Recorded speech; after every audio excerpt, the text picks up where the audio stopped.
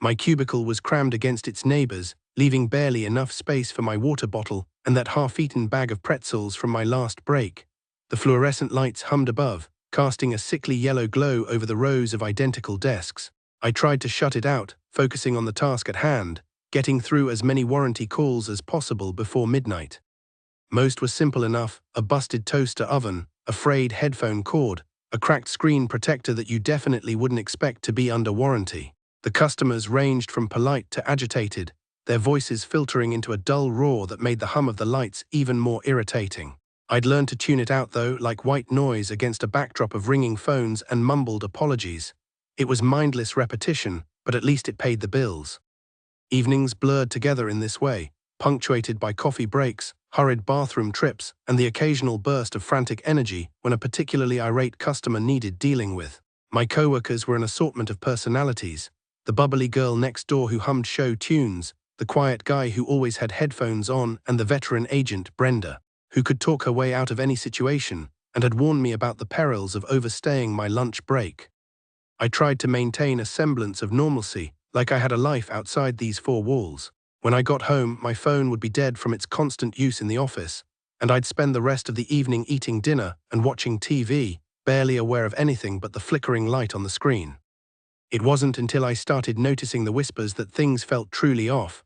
They weren't part of the calls themselves. Those were predictable, scripted interactions about broken devices and unfulfilled promises. No, the whispering came from the headset itself, a faint crackling in between the canned hold music and pre-recorded greetings. At first, it was subtle, barely noticeable over the static that always seemed to cling to the connection, like a phantom line buzzing faintly on a disconnected phone. I thought it was just interference at first, poor signal, faulty equipment, something mundane. I chalked it up to the call center's inherent technological woes, a symphony of dead air and robotic voices perpetually on the verge of breakdown. Even Brenda didn't seem fazed when I mentioned it one day during our break, claiming that everyone in the office had those little glitches in their headsets from time to time. But the whispers persisted.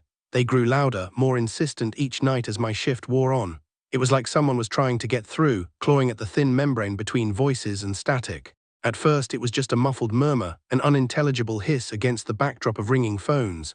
But slowly I began to make out words, fleeting snippets that felt like frozen breaths in the dead air. 7, key, wait. It wasn't human speech, not exactly. It was more like something trying to break free from its confines, trapped inside a digital void, desperate to be heard. That whisper 7, it echoed in my head as I shut down my computer. There was no mistaking it this time. It felt deliberate, pointed, like someone had punched right through the static and addressed me directly. My hand hovered over the power button on my headset, a strange mix of curiosity and dread swirling inside me. It couldn't be, could it? Was there actually something on the other end of that line trying to communicate? Or was I just losing it under the constant barrage of customer complaints and technical glitches? The thought lingered even as I pushed the button, sending a wave of quiet back through the headset's speakers. Then another surge of static erupted, more intense than any I'd heard before. This time, though, it wasn't just noise, but a single word, clear and unmistakable: 7. A chill ran down my spine as my fingers instinctively danced across the keypad on my desk. My eyes darted to the 7 key, then back up to the headset. It was like an invisible force was guiding me, pulling me towards that number. With trembling hands, I pressed it, my heart pounding against my ribs. The static intensified, a roaring white noise filling my ears before abruptly cutting off. The room plunged into darkness.